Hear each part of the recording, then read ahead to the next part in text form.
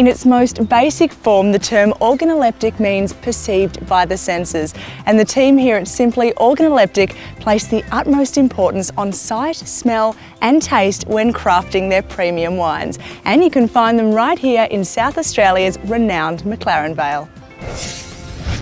Joining us now is Stephen Edwards from Simply Organoleptic. Stephen, tell us a bit about the concept behind Simply Organoleptic. Simply Organoleptic was an idea that was born a few years ago, where we decided, because of the wording of organoleptic, where you use your senses to evaluate, your senses of sight, smell and taste to evaluate wine, one could also say you can do exactly the same with food.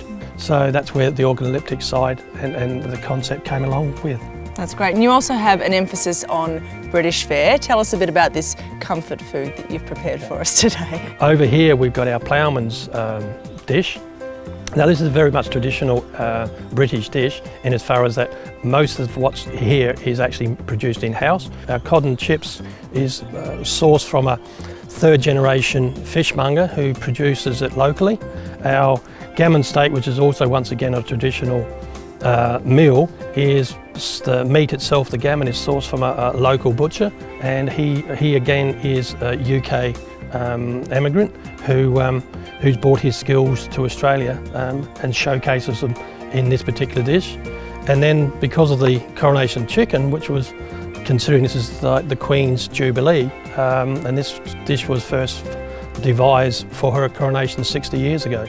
And then finally we've got our traditional trifle.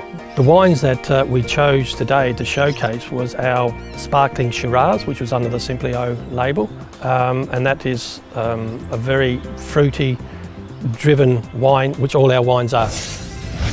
One of the other things that we've tried to create here as a point of difference was to showcase in our upper and lower floor galleries artwork by a local artist, Trish Woods.